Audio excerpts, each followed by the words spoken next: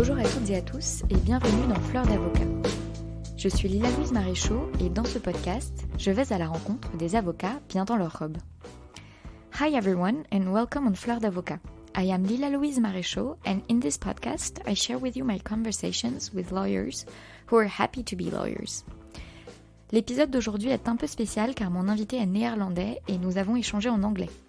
Je n'ai pas prévu de traduire cet épisode, donc s'il y a des auditeurs non anglophones parmi vous, j'espère que vous ne m'en voudrez pas. Fleurs d'avocat so far has only been a French podcast and I have only interviewed French lawyers in French, but as I visited a friend in Amsterdam, I thought it could be nice and interesting to seize the opportunity to interview a lawyer there and broaden a little our vision. I didn't personally know any lawyer in Amsterdam, so I asked Jan Ortjes, sorry Jan for scratching your name, who is a Dutch lawyer who was working at Clifford Chance in Paris while I was an intern there. And luckily he had a few happy Dutch lawyers in mind, and he put me in contact with one of them who accepted this invitation. So thank you, Jan, for putting me in contact with today's interviewee. So I am happy to introduce you to Jelle Klaas. Jelle is a lawyer since 2004. He is specialized in human rights litigation. After almost 15 years in the law firm, he joined as an in-house attorney the Dutch section of the International Commission of Jurists, which is a non-profit organization, and as such he leads the Public Interest Litigation Project. The Public Interest Litigation Project, the PILP, is a project that explores the possibility of using strategic litigation in the field of human rights in the Netherlands.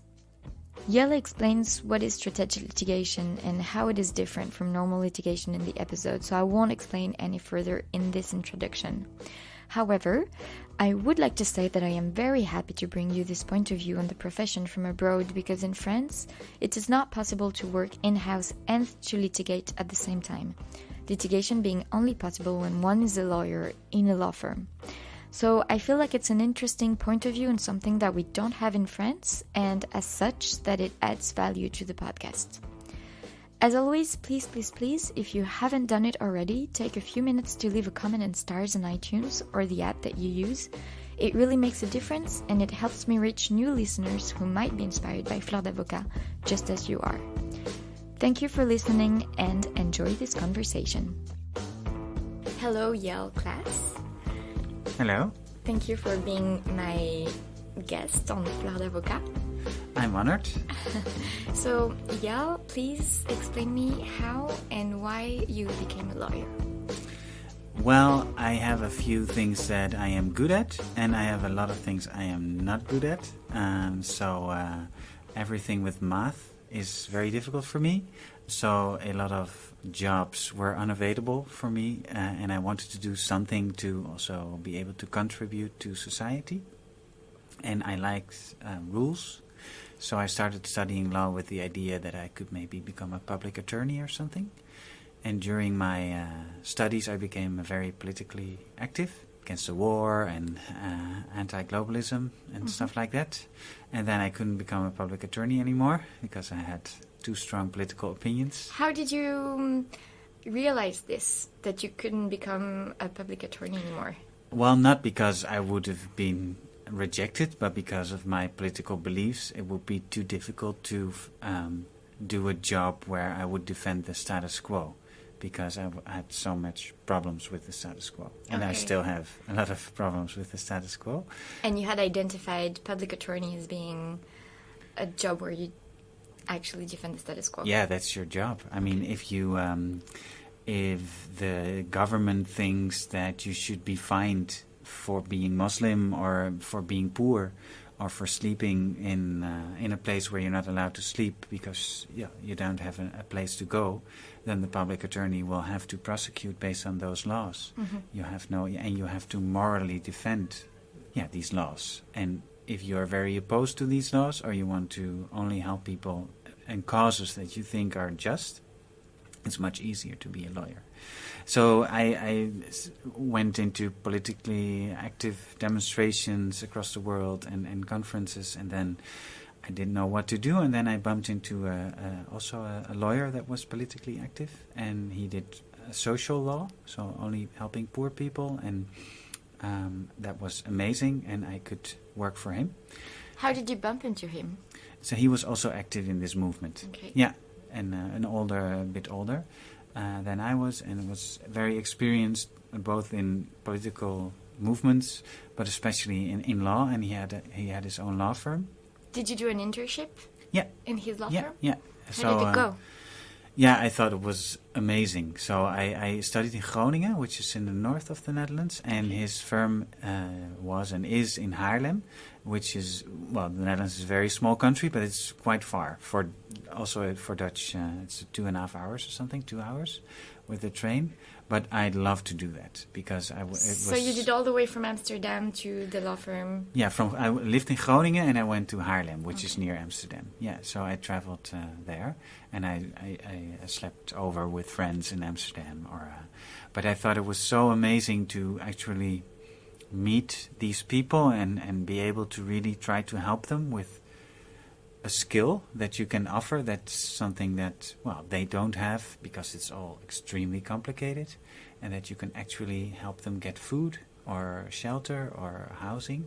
And it was very, I really thought it was an amazing job. So you could see your direct impact. Yeah, exactly. And I could also meet a lot of people and really stand next to them in their struggle and in their hardships. I mean, you don't share their hardships, but I visited a lot of people at their homes, and I saw how the situation was, and I really, it was very good also for my societal views to really see what poverty is about, and what these people face and why they get in situations like these. Also because the laws are so complicated and made in a way that it's very difficult for people to get out of this situation.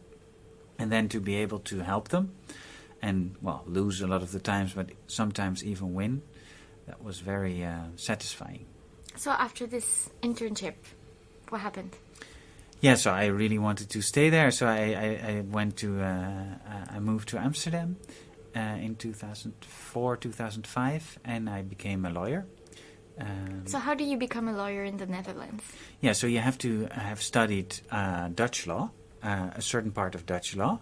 And I was in the old system, and now the new system with bachelor-master system, but we had we have the French system largely. Okay.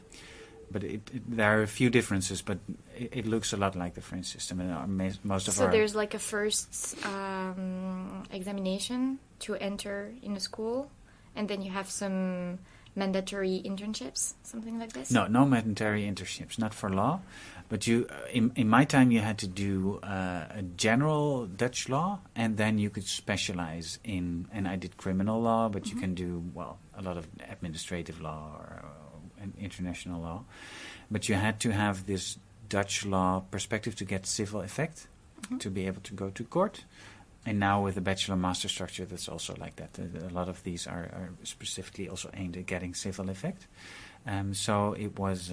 so civil effect is the title of a lawyer? No, civil effect is that the study allows you to go to court at when you are entered as a lawyer. Okay. Yeah. So if you study policy and international law or something like that, and you don't get any Dutch law, then you cannot get civil effect. That study does not give you a ticket to be able to become a lawyer and to actually practice. Okay. So you will be called a lawyer, like the Americans call everyone who studied law a lawyer, but you won't you're be not like an advocate. attorney. Yeah, Yes. you're not an advocate or an attorney, exactly. Okay. So to become an attorney, to actually be able to go to court, you have to do a specific type of law. Most law studies have that, and it's 4 years. And so you mentioned you specialized in criminal law? Yeah. Within that frame? Yeah, so I first did the Masters general in general Dutch law, and then I had to choose something, and, well, criminal law is the most spicy part and most interesting, I think. So I did that. And then you have to find a lawyer that will be your patroon, who will be it's sort of an internship, but it is a bit the old guild system. So you have to find... He's like your mentor. Yeah, exactly. And they will be responsible for you for 3 years. So you have to be enrolled in there are several districts, lawyers' districts of the Dutch bar. Yeah. And it's a very medieval system. So we also have the old terms. A decan is the head of the system of every district. And how did you pick your mentor? Or how did he choose you? So I chose to become a lawyer because of him. Okay. And after the internship went very well, the study internship, so I started working as a student, and we really had a click. I knew I still had to work on a lot of things, but we had the same political opinions, and I really wanted to become a lawyer for his firm, and he wanted to learn someone, have an apprentice. Okay.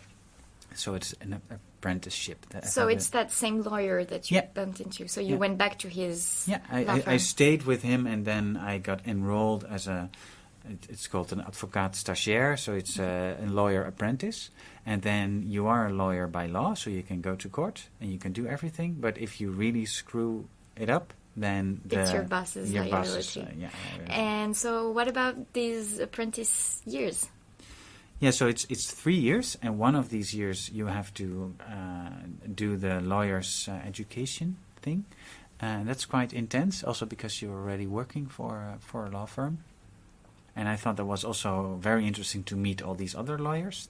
And some of them had a very different perspective and very different practice, especially the ones working for the very big law firms, talking about big numbers, a lot of money, whilst we were doing a lot of court cases almost every week for people much more, you could say practical, or much more human contact, very different.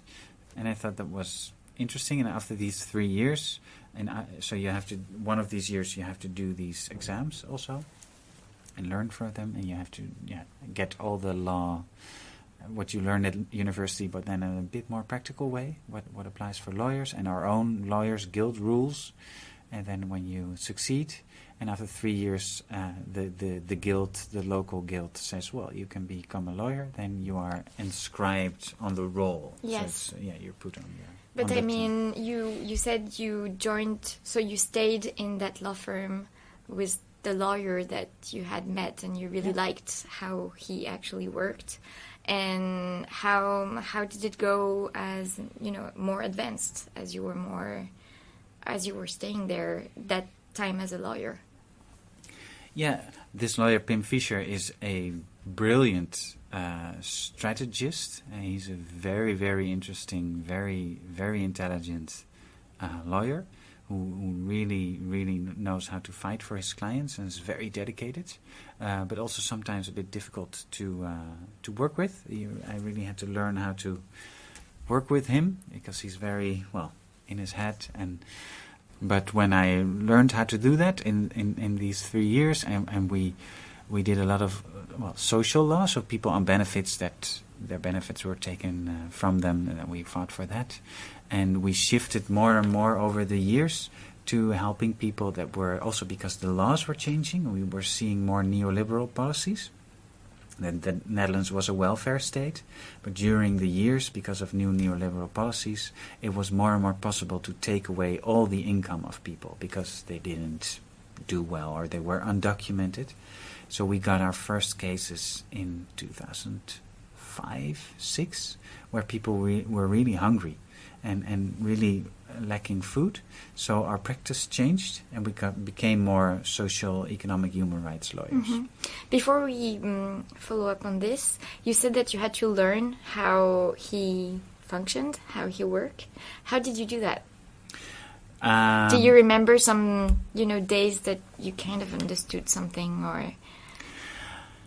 I know that at a certain point, because I wrote these appeals, like in administrative cases, and then I put them in this post book, and then he checked the post book with a red pen or a blue pen or whatever. And I know at one point I wrote something that I thought was great, and I got rejected 3 or 4 times over. And I was at a certain point realized it's better to just swallow and think, okay, I think he's more experienced, and I'm just going to do what he says.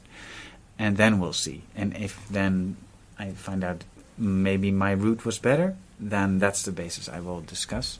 So not be too arrogant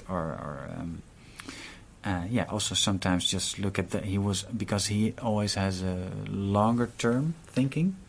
So that was one of the moments I also really thought, I'm not going to debate everything. I'm just going to first do it, listen, do it, work hard, amend it again, and then finally it's okay, and then we'll send and we'll see. And then most of the times he was right. The things he was pointing me at. So that was very, I learned a lot from that. And did you, so you said most of the time he was right. At what point maybe would you be able more to argue on your roots?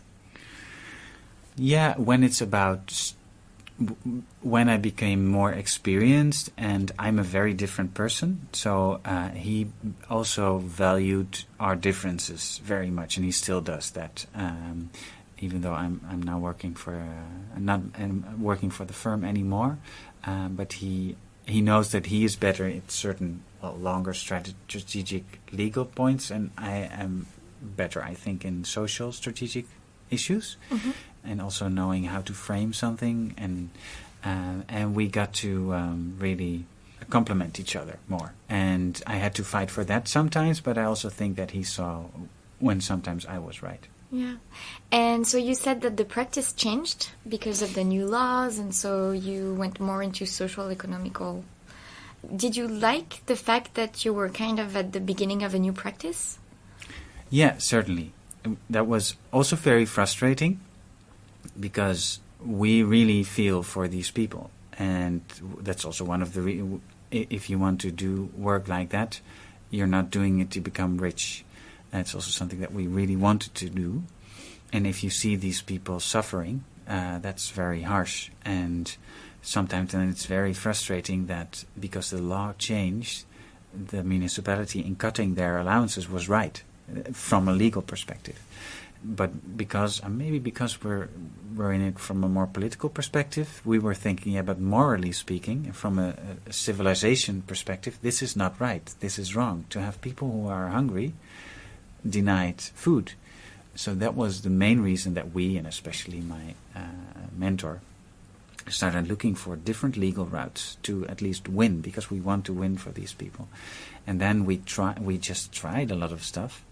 And at a certain point we had a case that was so harsh, and it was with children who had no food and no water, and everyone in the court was crying because it was so obvious that this was just wrong. And my colleague just tried the Child's Right Treaty.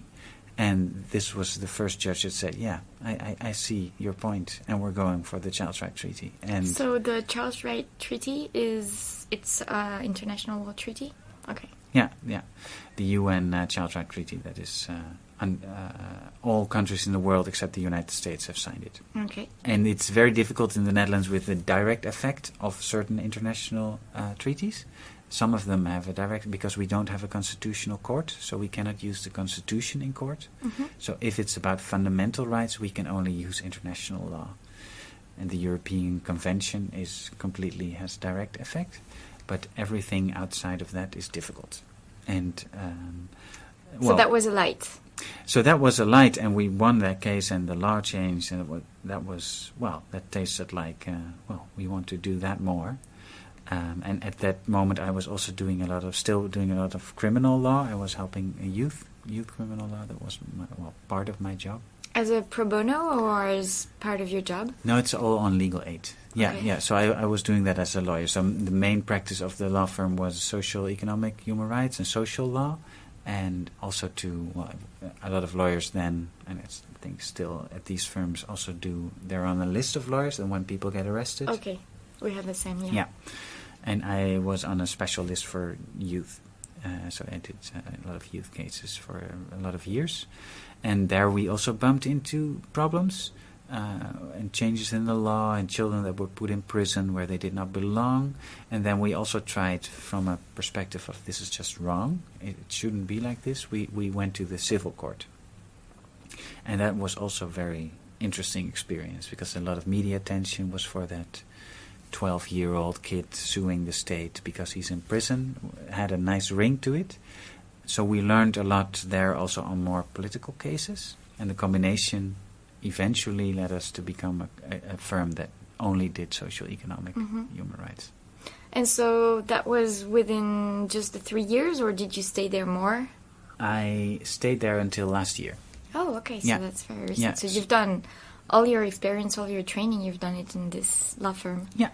And in 2008, I started doing different cases apart from the socio-economic. I did a few cases on anti-discrimination and racism, also because I've still kept my ties with activist movements and circles. So those clients, they came from those activist circles? The majority of the clients from our firm were just poor people who came in, or people from NGOs and homeless shelters that they sent to us, because the majority of the case was on food, shelter, clothing, education, all these basic social economic rights. That was and still is the expertise of the firm.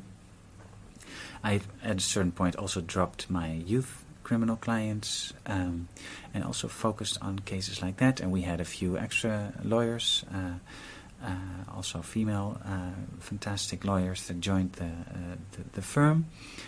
So at a certain point we were with I think we were with 11 or 12 personnel. So it went growing. Yeah, it was very, we were really making an impact.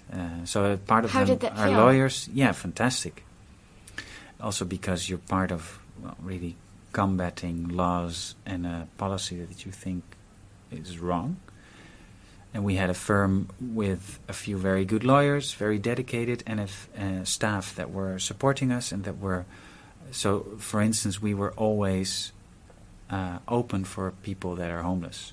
And people that are really homeless, you cannot make an appointment for in 3 weeks at 3 o'clock. They should, when they're in problems, they should always be able to walk into your office.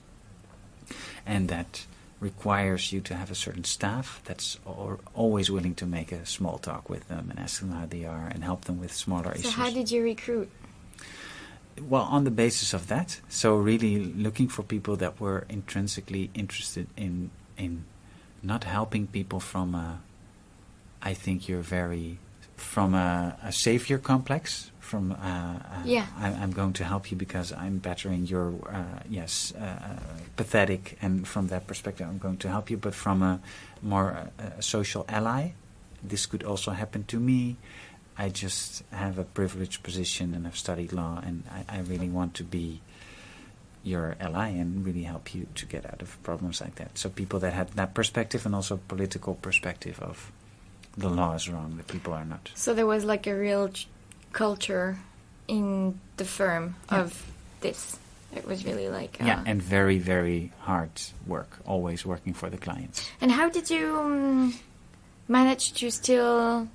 Did you manage to keep a distance with how harsh it was for the clients? Yes, because sometimes it's difficult. I think it's also what your character is. I think for some people it's much more difficult than for others.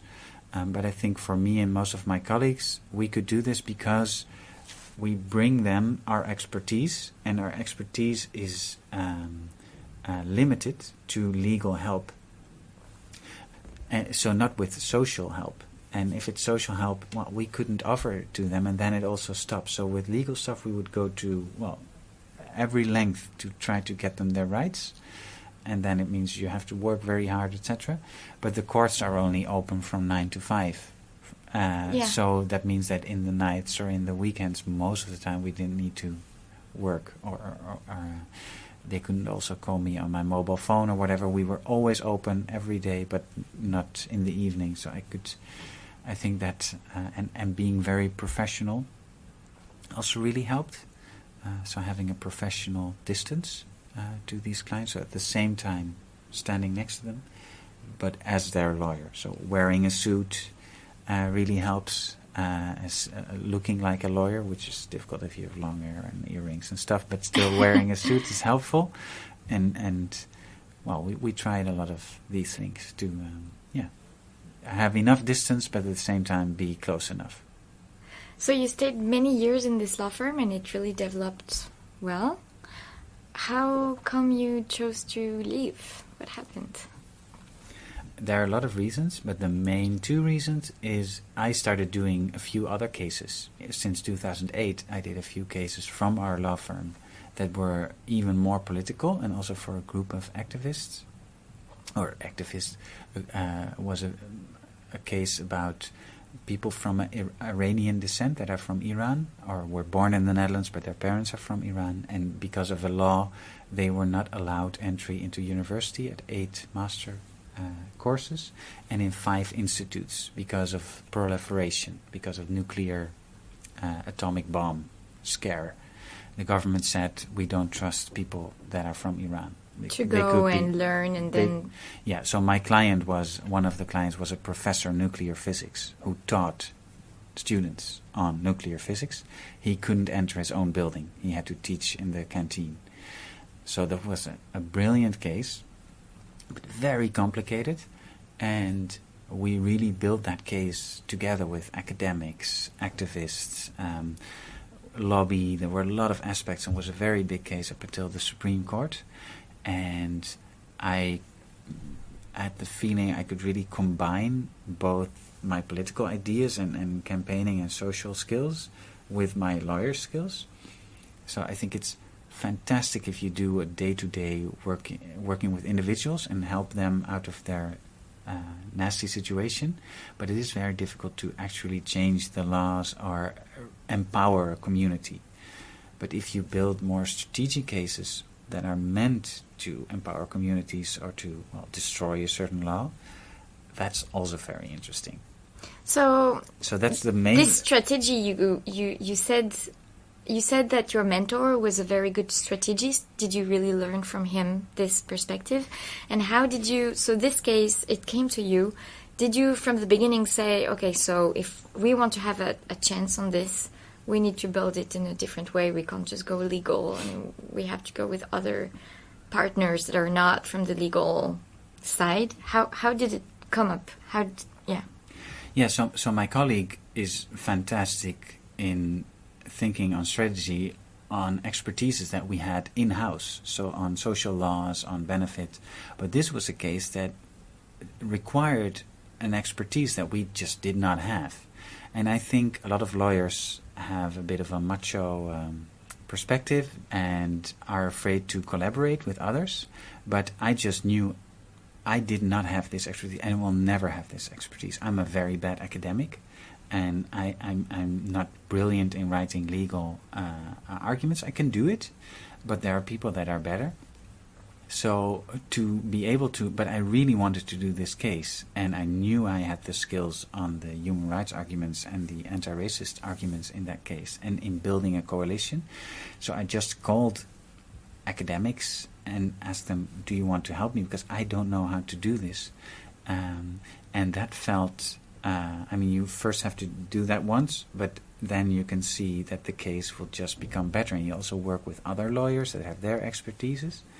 So that was the first time we really did that case, and we did that with my current NGO also, with the Dutch section for the International Commission of Jurists. So that was, new, and it really worked well because we won the case, and we've done it in a way that I think I would have never done it alone because of, like I said.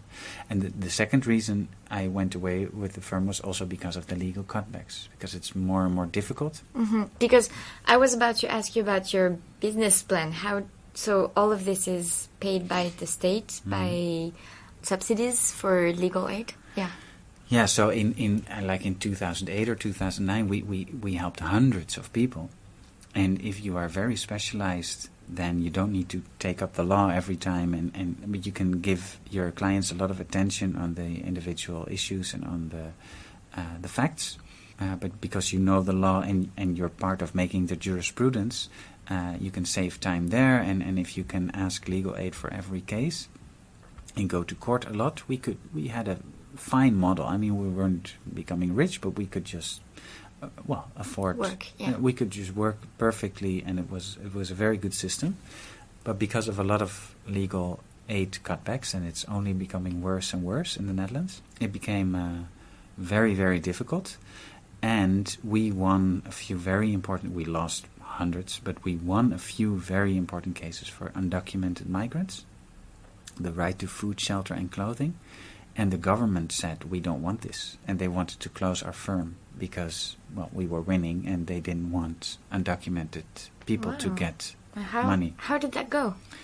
There was a lot of media attention and questions in Parliament that were prepared, and that made them withdraw their plans to try to shut us down. But it was very difficult because we didn't get paid for a few months. And that was very difficult. All our money came from the state. Yeah, of course. And it showed how vulnerable we were. And you were at the heart of. It's not only that then you fight as a lawyer for a client that is not advantaged in society. It's that then the lawyer itself is a target. So you're really at the heart of something very sensitive. Yeah.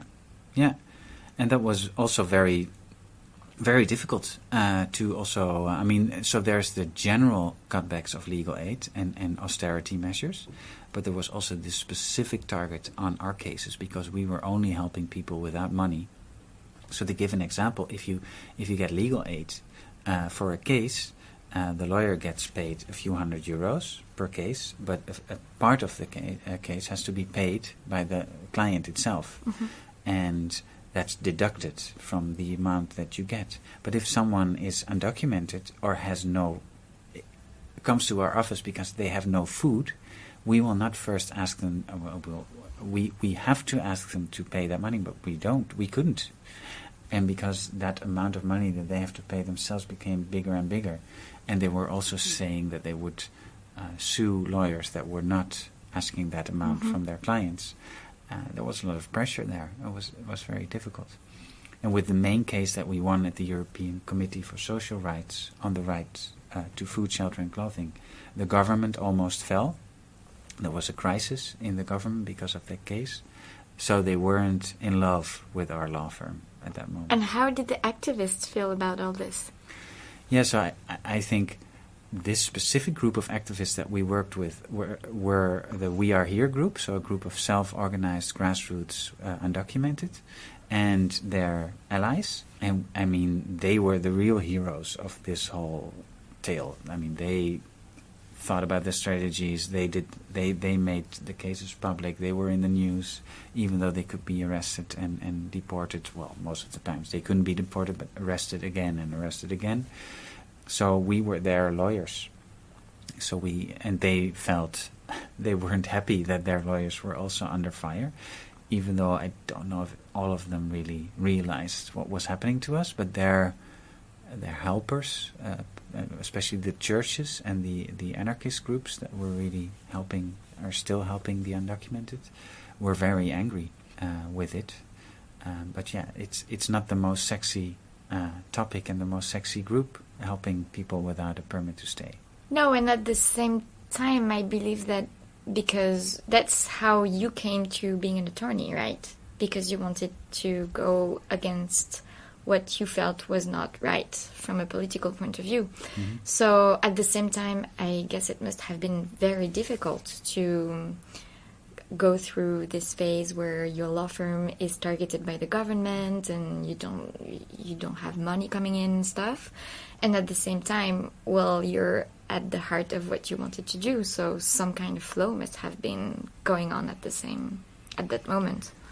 Yeah, and like I said, I mean, we lost 95% of all cases. And these are cases that we really, really believe in. So it's people that are not being deported, that are still in a procedure over their permit to stay, and are not allowed to they have the right to medicine. So one of my clients had HIV/AIDS, had kidney failures, depression. So he had this huge cocktail of medicine that he had to take every day, and he got it from his doctors. But he couldn't. He had no right to get a bread or water. So he couldn't take the medicine after his meal, and that's so absurd. And then if you go to court and you have all these strong human rights that say if people are hungry, you should feed them, and that's the fundamental right. And you don't get it, it's also very frustrating and very, very difficult also because you don't want to give your clients hope. But by going to court, you do give them some hope, and then if you fail, it's very horrible. Two of our clients died in that period, also because of the situation, and a lot of them were in really, really horrible, inhumane circumstances, according to the Dutch Institute for Human Rights. So then it's also very frustrating. So to go back to the fact that you chose to, you separated from this law firm, so there was that money cut back that had an impact on the firm's way of working. And also, I understand that it's also because you developed a new expertise and like a new case base. Did it never needs to, but yeah, was it like obvious that you needed to separate from the law firm you were in to keep on with this work? I could have stayed at the law firm, but it was getting more and more difficult. But it's exactly like you said. I had developed a new way of working that I also really liked, and then I was already an active member of the Dutch section for the International Commission of Jurists, the NUCM, who helped me in this Iranian case, and I was active in one of their working groups. And for a lot of reasons, the Netherlands was a country where it was very easy to talk with government officials and to talk about human rights for a long time. I'm not saying it was perfect. If you're black or female or refugee, you could still face a lot of human rights problems, but comparatively it was quite okay in the Netherlands.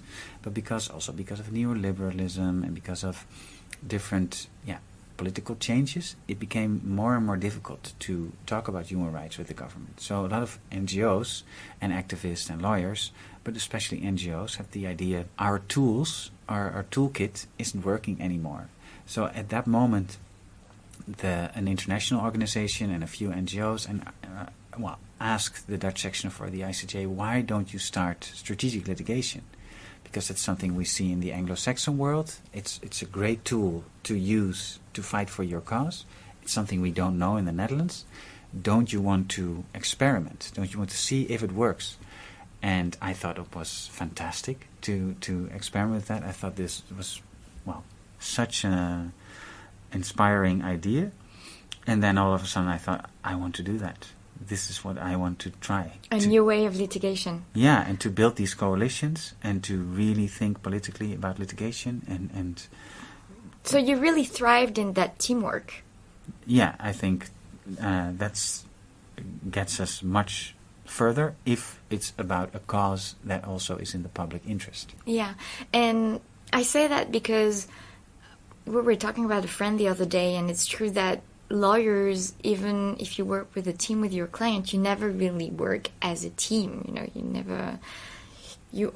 Most of the time you work with the partner you work with. Maybe you have one colleague or so, and then you have your client, and you have to be partner with your client. But it's not like you work in a team. And so I guess that what you created for that case is that team thing. Yeah, so we created this together. This was also something, we have a lot of volunteers and staff, and especially also with our members. But when we started with the PILP, so my project, the Public Interest Litigation Project, my idea was also to first see how can we build these cases with lawyers working together in co-counsel. And we did a few of these cases, and we had good and bad experiences. But at this moment, all our cases are in co-counsel. And one of the best examples, I think, is a very big case we're doing against the state on Afghan refugees. And there are 4 lawyers, 2 from one of the biggest corporate law firms in the Netherlands, who do the civil and the EU part of the case. Then there's one very famous human rights lawyer who does the refugee and migrant part. And it's also her client that is part of the case. And I do the human rights and the admissibility part from the NGO. So we have these 4 completely different lawyers from different NGO, human rights practice and corporate practice together in court. And that's just, it's cool. It's just because we're all in it for the cause. We don't get more money for it. It's just we really believe that this is a very important case to do, and we acknowledge that everyone has his or her own expertise, and it's just very cool to share, and to it only gets better as long as you have very strict conditions on who has the coordination, who is on what part of it. So I'm very enthusiastic about this model.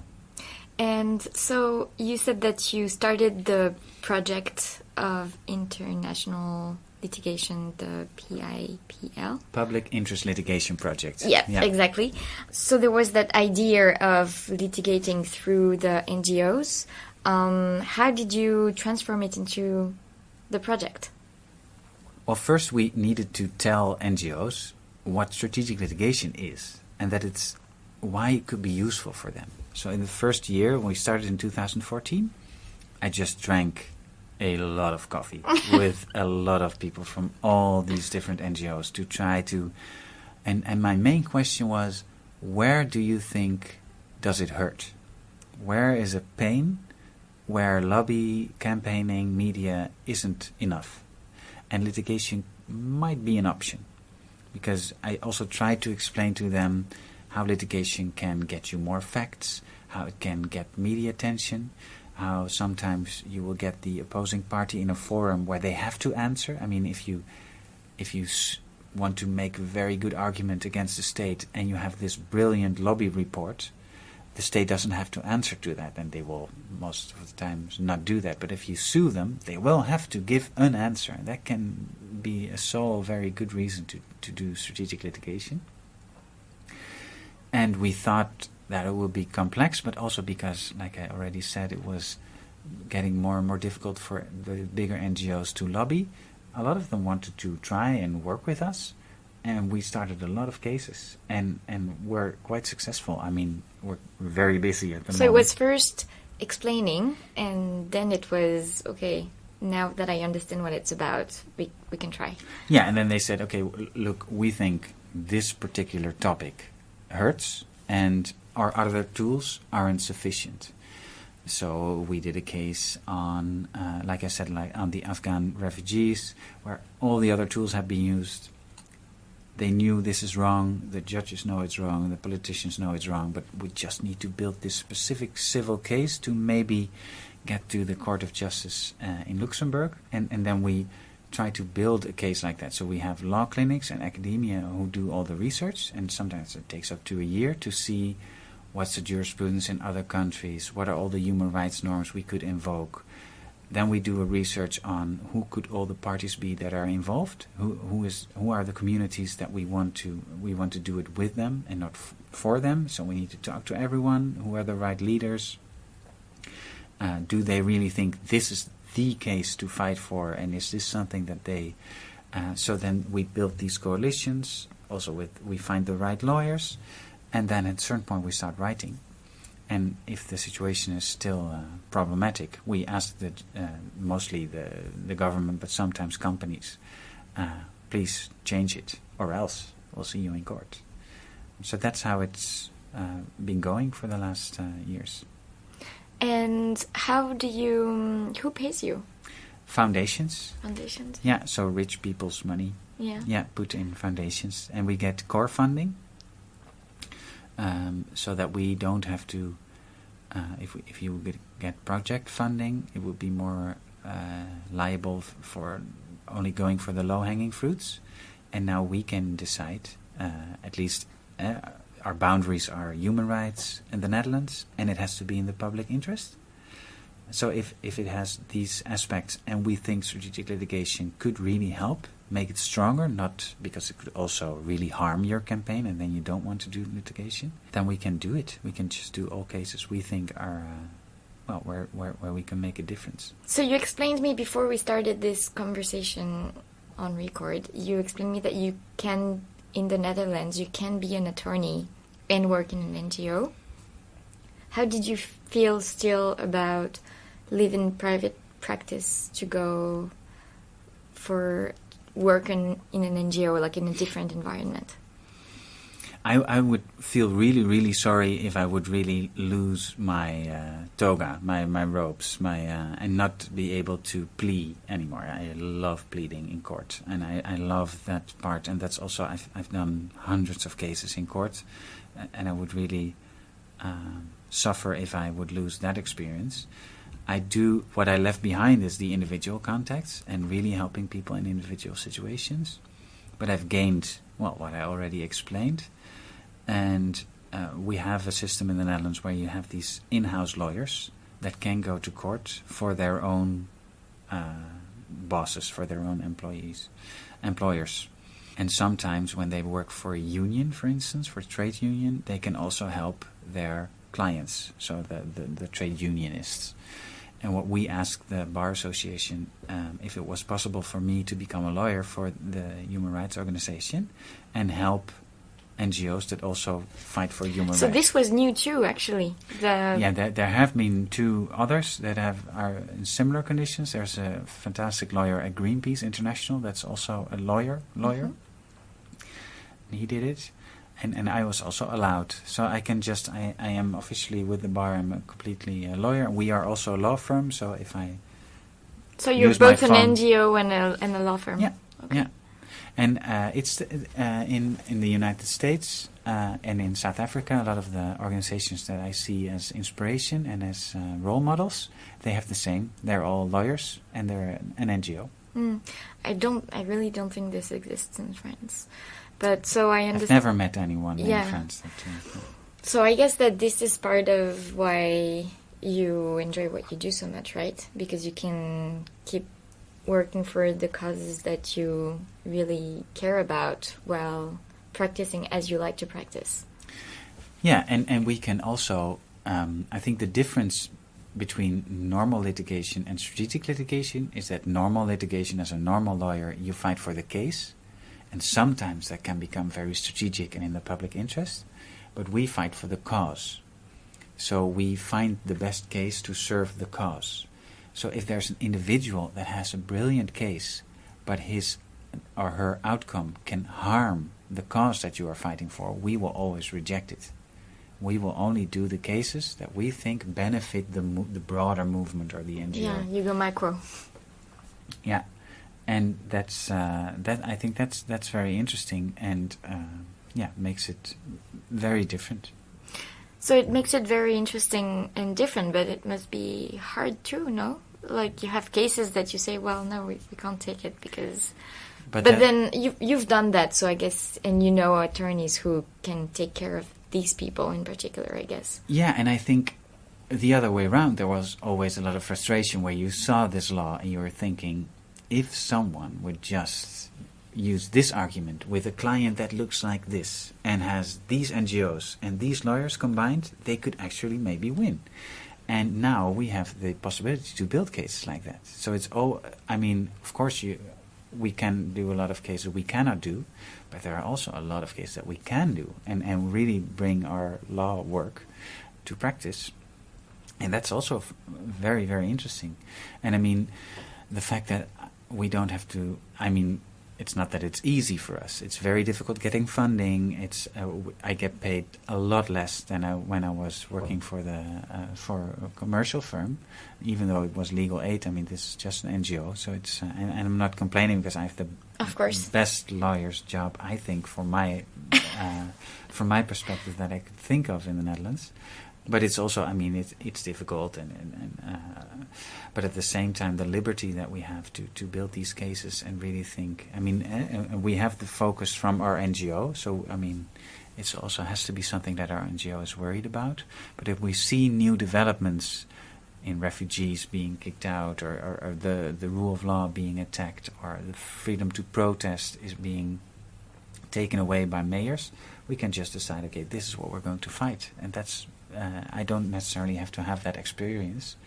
I can just find the lawyers in academia that do. I have the experience of building a strategic case, and that's also fun. I have a little curiosity that is completely besides this, but I can see that you have a piercing in your ear. I understand that you've had a piercing here, so on your eyebrow. For instance, your piercing on your eyebrow, did you take it away a long time ago? Yeah. A long time ago. So before you became a lawyer? No, I think I still had it when I was a lawyer. Okay. Yeah. I was about to ask you how it was, and you have long hair. Like, we can see a hint of your young activist look in there. Yeah. Is it something that that has been brought up to you while you were a professional? Well, I think it really helps. I'm a white man, and that makes it, unfortunately, for a lot of reasons, easier to if you have a lot of clients, people will trust you if you're a white man, which is stupid, but that is. You can do a lot more crazy stuff if you're a white man doing this as a job than if you're female or black or whatever. So I can get away with more, and at the same time, I always wear a suit. Yeah, of course. And because, I don't think it's of course, because Really? I think it would. I also know a lot of people that would not do that because they would think, I'm their ally, I'm their comrade, I'm in the same struggle. I can just wear whatever I want. But I think it's very important to show to them that we're professionals, that they hire us or work with us because we're lawyers, and that we fit the profile of how a lawyer should look like. Mm-hmm. So that was clear for you from the beginning, that you had to enter in a role. Yeah. And also how I discuss with other professional parties and wear a lot of different masks, and also in how I write my emails or letters. So then at least the hair and the earring, I think, that can be just a little bit my own autograph, or would you make it a little bit stay in myself, or your little singularity thing. My little singularity thing, yeah. And how do you feel about wearing all those masks? Is it something that you enjoy? Yeah, I enjoy it. Yeah, that's really my thing. Yeah, so I really like. Sometimes it's difficult when these groups are combined, but I feel very comfortable with hardcore activists, or with Roma Sinti travelers, or with poor Somali community organizers, or with academia, or with sometimes commercial lawyers. I can also convene with, and if you have these groups combined, then it's very difficult because you use a different language and also different how you sit, and if you wear swear words or not, and so sometimes that's interesting, but I like to work with that. Great. So I have 3 little questions before we finish. One is if you can talk to us about a current source of inspiration for you. I think I am very inspired by the people that go into the climate protesters, and especially the school students. I think are very inspiring. I think that's very inspiring, and I think, and there are a few strategic litigation organizations that I think are awesome, and really combine the strategic and the legal and the politics, like the Center for Constitutional Rights in the United States. I think they're fantastic, and a lot of South African organizations try to follow what they do. So from a legal perspective, that really inspires me. What is your last joy? My? Last joy. The last thing I really enjoyed? Yeah, your last joy, source of joy. It's difficult because of the elections and stuff. It's all, but I've read a fantastic book that I really, really liked. What was it? It's called The Fifth Season by N.K. Jemisin. And Okay. It's very political, science fiction, feminist, post-apocalyptic work. It's amazing. Everyone should read it. Okay, well, that's why I ask. And last question, I don't know how to phrase it in English and in the Netherlands, but in France, the lawyers, they wear a dress. We call it a dress. Yeah, we call it a toga. So, what do you wear under your toga?